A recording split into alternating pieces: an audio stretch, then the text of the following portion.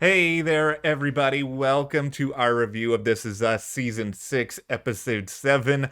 I'm not gonna lie to you guys, this episode made me really sad, and I keep trying to kind of pull out like little moments that brought a smile to my face. And there are a couple. It's not like it's devoid of them, but there's just a lot of down stuff happening right now for a lot of these characters. This was a difficult episode. There's just no really getting around it. There was a lot of difficult talks that were extremely relatable to me, to a lot of other audience members. I mean, the talk that Rebecca had with her kids about her Alzheimer's and how they're going to be able to go forward with her care. I mean, that's very relatable to me. And then we have everything that was going on with talking about food and weight gain and food shaming, and which is something that so many people out there can relate to and struggle with. This is just an episode that is filled with really difficult topics. I think what makes it harder, but probably also more relatable to people, is that it's set around this backdrop of Thanksgiving, which, on paper, I think we're all supposed to identify it as, a time of joy and happiness and celebration. And, there are often great moments with Thanksgiving, but I think every person out there probably remembers a couple of Thanksgivings where everything goes completely off the rails for one reason or another. Maybe the uncle shows up, has too much to drink. Maybe there's an argument at the table, but this it's just probably one of the most difficult episodes to watch this season. Yeah, it really is. But before we get too much into it, make sure you hit that subscribe button. We are going to be here every single Tuesday talking about the show, reviewing the show. We are also going to have previews all season long, so hit that subscribe button. Okay, so in ripping off the band-aid here, Everybody get your hard hat on. We are going to talk about Kate yeah, and Toby. okay, this is a storyline that I think it was bound to come up, I think, at some point on this show, where you know that Kate and Toby, they both met within the context of their issues related to weight, and they both have had these different journeys with them throughout the series. And I think as a result of that, we are in a spot here where, once again, Kate and Toby are in a very different place when it comes to food, when it comes to their weight, when it comes to how they want to take care of baby Jack. And these differences and their lack of communication about these differences, just like many other things in their relationship right now, are taking a slowly depressing and difficult turn.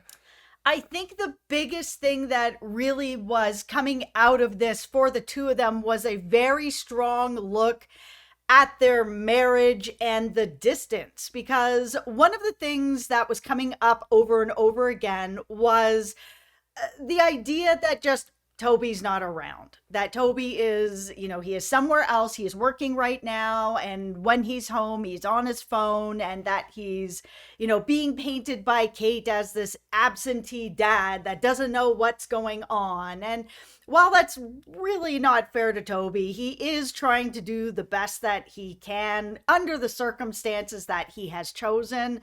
It's also not fair to Kate because Toby isn't really around.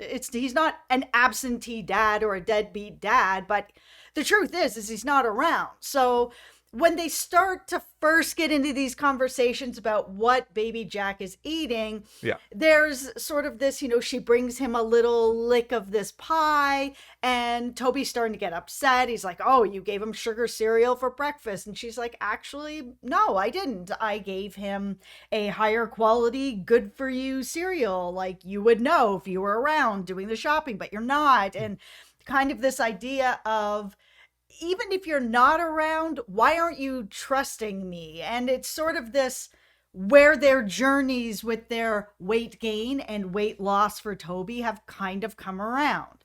So when they end up having this conversation, because it just keeps coming Yeah. up and Yeah. keeps coming up, where he's getting upset about baby Jack maybe having too much sugar. And to be fair, all we saw him have is Yeah. a tiny lick of a spoon in the tiniest little piece of like this pie or Yeah. peach cobbler or whatever it was. It was small. So they end up having this conversation later where Toby's just like, "Listen, You and I, we were both overweight as young people, as teenagers, as kids, and we both know how hard that was. And I don't want that to happen to our son. Where Kate's like, I don't want that to happen to our Yeah. son either. Like, you're not around here for you to see that I'm making sure that this doesn't happen to him. But at the same time, I just don't want to see our kid go through food shame, which is something that Kate has said she has gone through. And I think a lot of us can relate to that as well, where you go to a Thanksgiving or a Christmas and you're trying to watch your weight, and then there's all this food and you don't indulge, or you just don't enjoy the holiday as much, and Kate wants her son to avoid that. Sorry that was long-winded, guys. Well, no, it's not long-winded, because this is a very complicated issue, and I think it's really difficult if you are the writers of This Is Us to thread the needle on this, because inevitably there are going to be people who are very much in Kate's corner. There are going to be people who are in Toby's corner, and I think the writers are sort of being like, okay, there are reasons to be in both corners. Both parties have points here that are important. I think the biggest issues that Toby is having in this situation is, one, I think he is totally projecting a lot of his own food insecurities and fears on to baby Jack, who is a baby. He's still not really at a point where he's developed his personality. We don't know if baby Jack's going to have any issues with food at all at this point, but Toby is recycling all these memories and all these traumas that are in his head, and he is just beating them down again and again onto Kate, onto Jack, to the point where he's sort of forgetting about the idea of there should be joy in childhood. There should be opportunities to build memories. The pie tradition is very important to the Pearsons, and that's something that Toby, with his actions, is trying to take away. So that's a big part of it. And I think the other big issue here, and you really hit this home already, is trust. He and Kate, if they love each other, if they've gone through everything together, he should recognize that she wants the best for baby Jack, that she's not going to want anything to happen to him. And I think the big question that he needs to analyze, and I don't really think he's doing this, is why am I having this level of distrust in Kate that she is doing something wrong? And I think Kate also needs to understand, okay, Toby did say, yeah, I'm willing to go with you grocery shopping on the weekends. Do I need to sort of acquiesce part of my schedule so that he feels a little bit more comfortable? Or do I just have to do what I think is right? And I don't see enough of a means or interest in compromising on really a lot of these finer details. And it's like, we all know, like, a snowball can slowly turn into an avalanche if it rolls long enough. Yeah, and I think that's part of the problem that's here, is that Toby is trying to find a way to have it all. Yeah. He wants to have his marriage, he wants to have his kids, but he also wants to keep his job, which happens to be out of town. And Yes. there are lots of marriages that do work this way, where one of the parents is out of town, has to work out of town for a portion of the week every week, or do shift work and stuff like that. But if that's the case, then he needs to have more trust in Kate, who is the primary caregiver while he's out of town. That has to be there. And I know that there's a lot of people out there that are not Kate fans, but if this marriage is going to work, that trust has to be there. And if he doesn't trust Kate to do right with the food and nutrition for their kids, then he needs to make a choice. And that choice has to be, he has to come home and he needs to be at home to ensure that his son is getting fed the way that he wants them to be fed. He can't have it all. He can't be out of town all the time and then still put all this, be like, well, I also, am going to be at home as well, choosing his food. Like, you have to make those decisions together. Yeah. Then Kate is going to go and get that stuff. And if you don't have time, Toby, to make those decisions with her, because he's acting kind of like he truly doesn't know what his son is eating at this point. Yeah. Like, he's just completely oblivious, where it's like, oh, he had a sugar cereal this morning. Actually, if you had read the box, you'd see that that's not true. And it's kind of like, he's home and he still doesn't know what is going on. It's just it's a bad sign coming forward. But the whole like theme of feeling this shame at holidays about eating and having sweets was threaded through this whole Yes. episode. We saw it where we saw Rebecca and Jack, and they hadn't gotten married yet, but they were just getting to, and she was getting shamed by her mom of like, don't have any of this pie, and you got to watch your weight and all of that. And it was just sort of like, then we saw, a little bit more in the past where we had Kate really struggling with, maybe I can't eat this. I've gained a lot of weight since my father has passed away. Oh man, but it's Thanksgiving. Like, Yeah. it's such a struggle. That's what makes this episode so difficult for a lot of us out here, is that, food is a very delicate thing, especially when there's an emotional attachment to it. And I think that's why, in particular, we kept seeing this pie come up, because this is not just some ordinary pie you go and see at the store, or maybe you buy it in a box and you put it in the oven or whatever. Like, this is something that really hits home to the fabric of who the Pearsons are, and that puts this just sort of added weight on everything that happens around Yeah. it. And what's interesting about it is that there seems to be so much like problems and shame Yeah. around this pie that is supposed to bring joy. Yeah. And we've saw it through the different years that it was like there's always this problem around the pie. I will say, because there was so much just really tough stuff with this storyline. The one moment through a lot of it that just sort of did bring a smile to my face was while we were having sort of the initial scene where Kate was doing sort of like the pie taste test with baby Jack. Kevin, for some reason, and we've all seen this family member as well, who's just gonna like keep on about some like annoying habit while serious stuff is going on. He's just like sitting there like playing the guitar and not really understanding that he's just like irritating everyone to no end. Yeah. Okay. So let's talk about that a little bit. So Yeah. we saw that he was very much dealing with Yeah. hurting that his twins are not with him. He's singing about it. He's doing all this stuff that Yeah. was, pretty funny. But he did say something interesting in one of his renditions of his Thanksgiving hurt, which was basically he was putting all the blame on his twins not being there on Elijah, and being like, Elijah's the reason that they're not here. Elijah got what he wanted. And I was kind of sad to hear that a little bit, because it means that the communication of sort of what Madison really wanted is still kind of missing, or he's just in his feelings about blaming Elijah for everything because they don't want to put it on Madison. Yeah. But, Madison made a choice too. It's not just Elijah.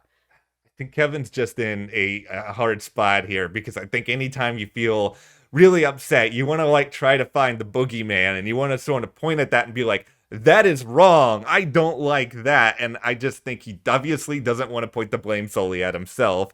He doesn't want to point the blame solely at Madison, because, he obviously has really deep feelings for her. He has love goggles Yes, on. he has the love goggle, and because he's got on the love goggles, he is just throwing Elijah so far under the bus, and all Elijah's doing is just like, can I just have like a Thanksgiving dinner with Madison? Well, maybe. I mean, maybe he's doing that. I think that is what he's doing, but I have seen some people in our comments here that are starting to wonder if they're trying to build up a story where Elijah's just going to be getting a little too controlling in the situation. It's certainly possible. I think it's all going to depend on where we kind of go after that bizarre Elijah-Kevin confrontation, where it's like Elijah's character just like turned on its head, and I don't think a lot of us really saw any of that coming. No, I mean, I saw that probably at some point, but it was just at a strange point. But he is kind of he's an odd guy who's not that social. So, picking up on social cues when it's time to have a talk like that, he just might not be that good at it. No, clearly he doesn't seem to be. Okay, it's time to have a Miguel conversation here, because I think we both love Miguel.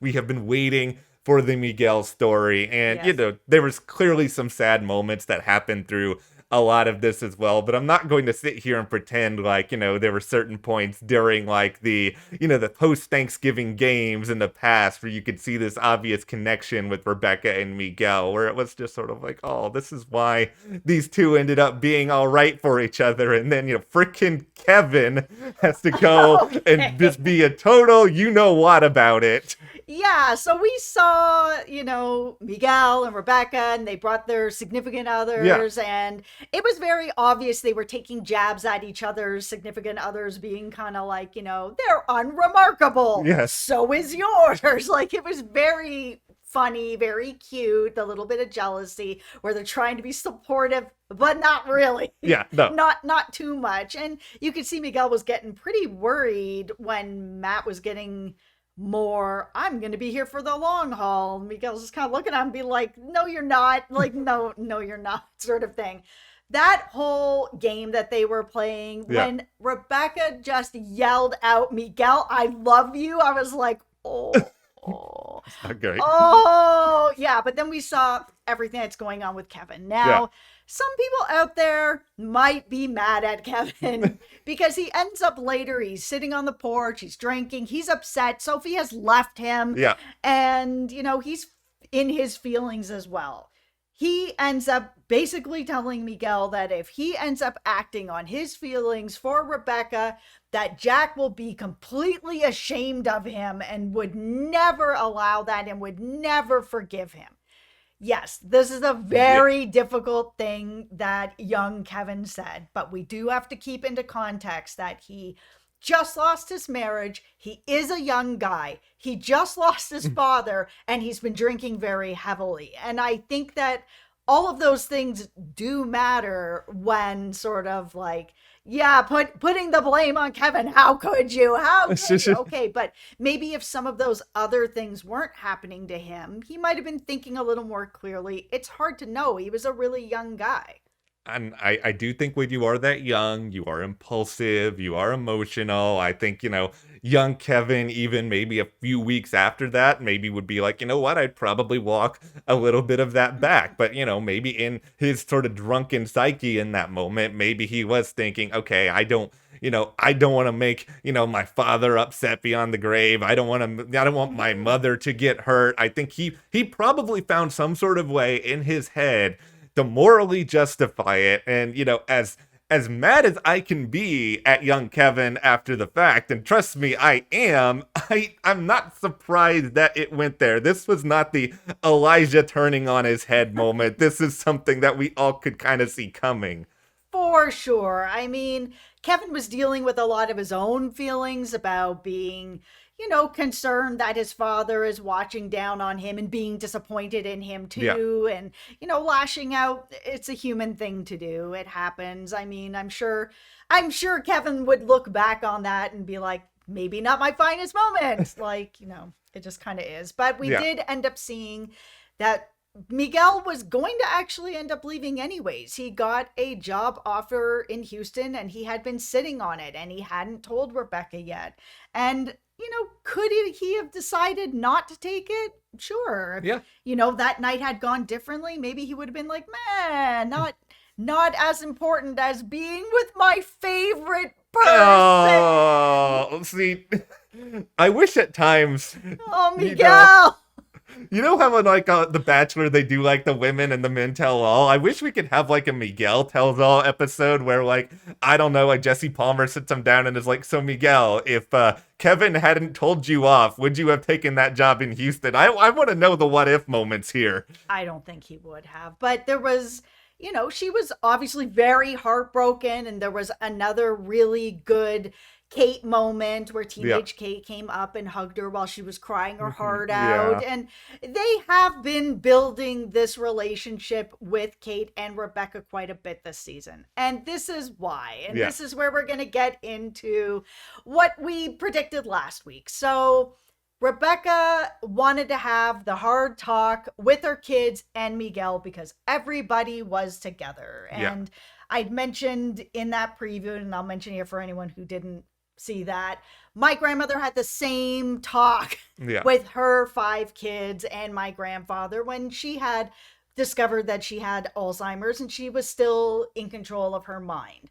So the same thing happened here. She sat down with them and was like, listen, while my memory is here, I want to make the decisions for my life now. So the decision is going to be that I'm going to have Miguel sort of be my power of attorney, the person who's going to look after my health care. Yeah. And I need you all to agree that this is going to be okay with you. And once he's unable to do that anymore, which makes sense because they're both older, at some point he may not be able to anymore.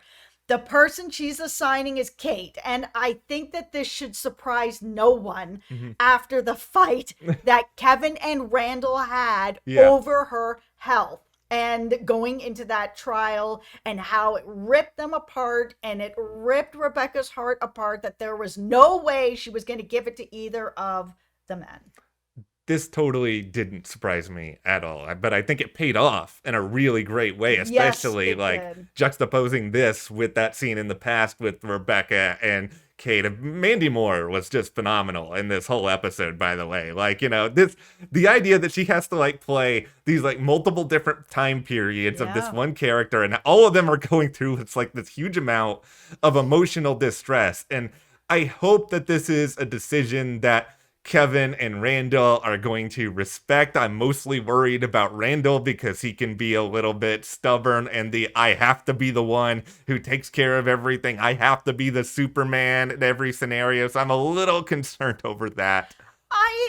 I would have been more concerned if him and Kevin hadn't had that falling out. I think that falling out over her health care changed both of them really deep in their soul about family and their mom and their different relationships with their mom and their relationships with each other, that I think that they have a better understanding and both of them do trust Kate. So I think it's going to be okay. And especially with Kate, because I feel that she will make her decisions for Rebecca, but I feel that she's going to talk to her brothers about it. She's not going to just do whatever. I don't know. I feel that that's the way it's going to be, that they will all talk about it, but then it will be ultimately her decision to make, but she will take input.